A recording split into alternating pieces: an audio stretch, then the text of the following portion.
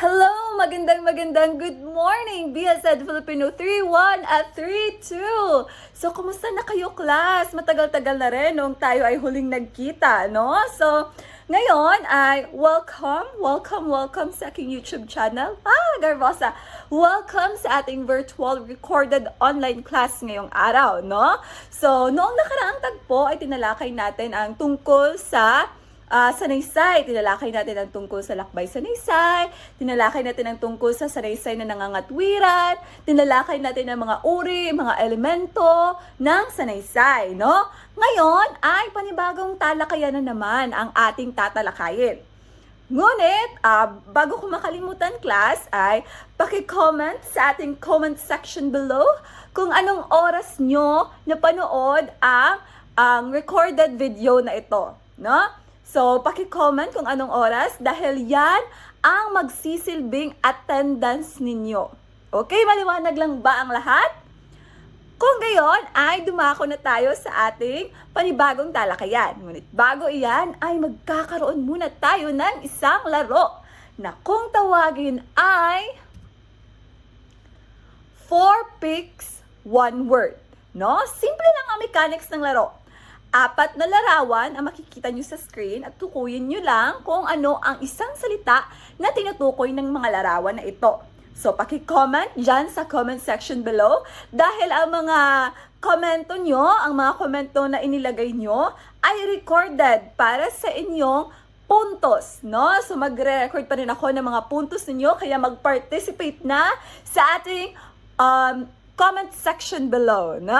Okay, so narito ang ating unang larawan. Itinanghal sa tanghalan o entablado. Siya siyang anyo ng panitikan na itinatanghal sa isang tinatawag na tanghalan o entablado. Ano kaya ito? No? Isang anyo ng panitikan, no? Isa siyang anyo ng panitikan. So comment na mga students, mga my dear students. Pangalawang katanungan. Tawag sa mga taong nagtatanghal sa entablado. Tawag sa mga taong nagtatanghal sa entablado. Clue, isa pang katawagan sa aktor o aktres. Okay, paki-comment na.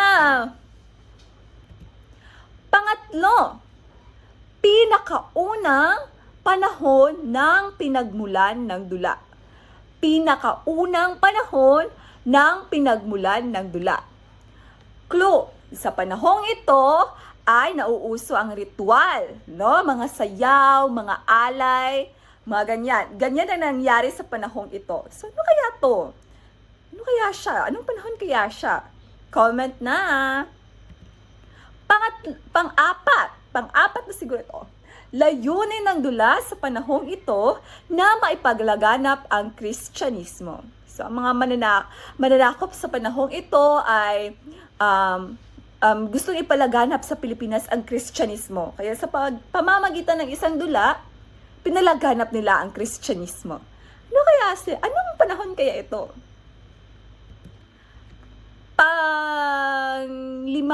Panglima na siguro to. Panglima na siya, class. Isa siyang sikat na pilosopo. No? Isa siyang sikat na pilosopo na may pagpapakahulugan kung ano ang dula. No? So, sino kaya siya? Sino kaya to? Sino kaya tong larawan na to? Sino kaya siya? Okay, paki-comment na. Okay, so, base sa ginawa nating pagganyak o laro, alam kong nahihinuhan nyo na kung ano ang tatalakayin natin ngayong araw. Dahil napakasimple lang naman ito, napakadali lang, no?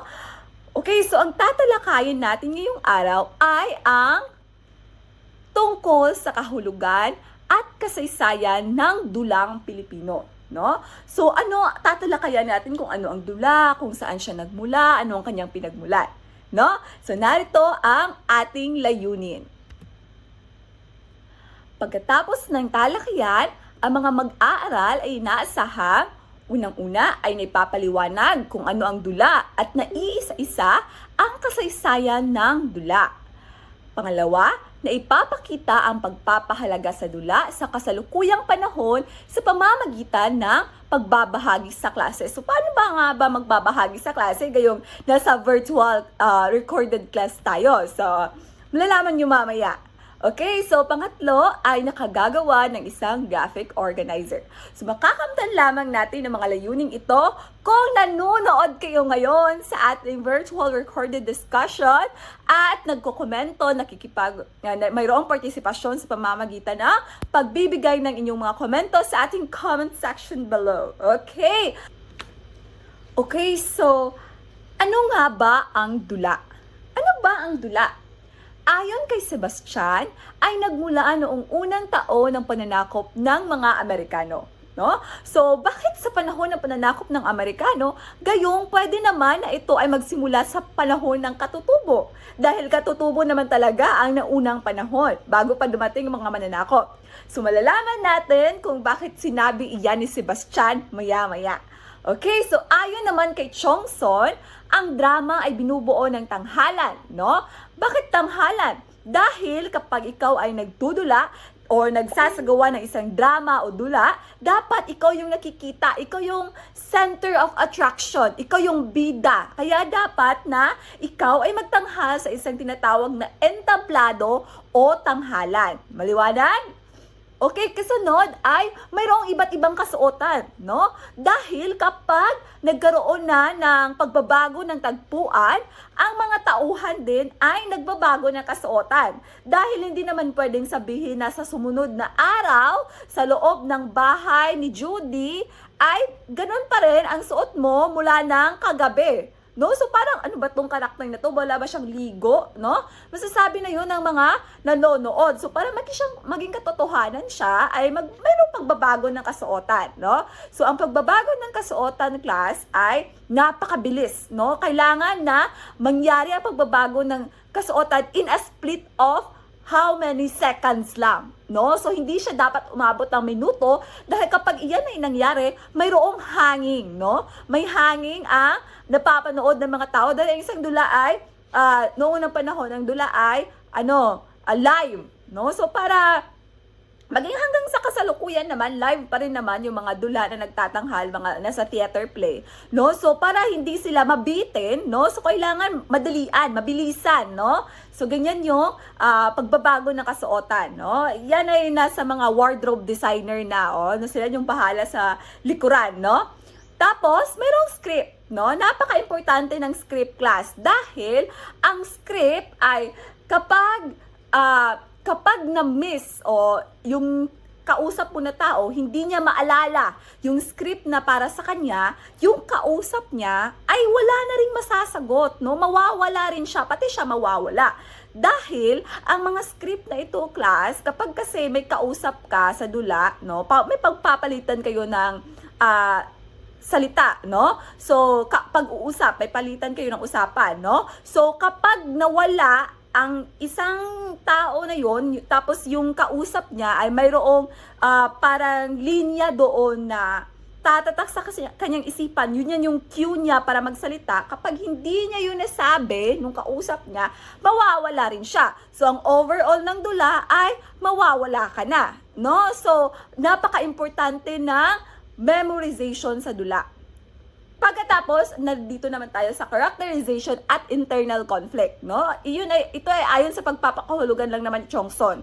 No, sa kapag sinabi natin characterization at internal conflict, ibig sabihin, hindi ka lang basta umaarte, no? Ilagay mo yung sitwasyon na ikaw talaga yung taong tunay na nasa loob ng dula. No? So, kailangan mong i-characterize kung mabait ka sa tunay na buhay, tapos ang script na nasa iyo, ikaw ay isang malditang babae, dapat mong i-in character. Ba't dapat mag-in character ka?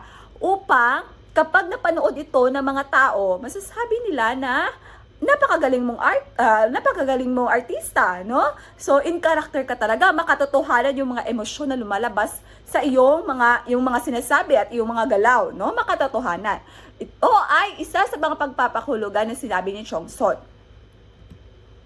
Dumaako naman tayo sa mga pagpapakahulugan ng libro. So, sa libro, sabi niya, drama ay drama, no? Wala nang ano pa, drama is drama. Kahit imprunto pa yan, wala pa yung script, wala pa yung mga anyong nabanggit doon, walang sangkap, drama, kapag sinabi mo ikay nagdadrama, drama talaga yan. Wala nang iba ligoy-ligoy pa. No, ito yung pagpapakahulugan ng libro, no? Ito din yung kaibahan ng dramang Pilipino sa mga drama ng Banyaga. Okay? So, isa pa, ayon pa rin kay Chong Son, ang memeses, ang pangunahing sangkap ng dulang Pilipino. Ano ba ang memeses? Ang memeses is para siyang anyo ng ritual, no? Meron siyang ritual, meron siyang galawan, meron siyang sayaw, meron siyang kantahan. Tapos ang memeses, kapag in character na yung tao, yun na yun. Yun yung tinatawag na memeses. Ang pagiging in character na ng tao, yung pagsasagawanan niya ng dula. Okay? Maliwanag? Okay, so dumako naman tayo sa isang pagpapakahulugan naman ni Aristotle. So, kilala niyo ba si Aristotle? Okay, so isa siyang pilosopo, no? Isa siyang talagang pilosopo. Tapos, sabi niya, ang dula ay isang sining ng panggagaya o pag-iimnita sa kalikasan ng buhay. Pinapakita nito ang realidad sa buhay ng tao, gayon din ang kanyang mga iniisip, ikinakilos at isinasaad. Dahil class, tunay nga naman na ang dula ay kwento ng tunay na buhay, no? Masasalamin sa dula ang mga pangyayari na maaring mangyari sa tunay na buhay. Kaya naman, hindi siya tunay na panggagaya, hindi siya tunay na nangyari, pero isa siyang panggagaya sa pangyayari ng tunay na buhay ng mga tao, no? Sa dula, mayroong mga nangyayari sa pagkainan, may nangyayari sa bakuran, mayroong mga chismisan, maaari yang ilagay sa dula, no? Pero kung sa tunay na buhay, simple lang ang nangyari. Sa dula, ginagawa na lang a little exage, no? Para maging mas makatotohanan yung emosyon, mas maganda siyang tingnan, no? Parang mayroong mga bugso ng emosyon, may mga pa-slow mo, yun na yun. Lalagyan nila ng mga exaggerated na mga pangyayari na hindi mo mai-imagine na mangyayari din sa tunay na buhay. So, yun rin yung pagpapakahulugan ni Aristotle. Okay? Maliwanag? Kasunod ay ang mandudula, dramatista o dramatungo ay ang tawag sa mga taong dalubhas sa larangan ng pagsulat ng dula na itinatanghal sa entablado. So, iba pang katawagan sa mga artista at mga author. So, mga manunulat ay ang mga mandudula, dramatista at dramatungo. Okay? So, tandaan nyo yan, class.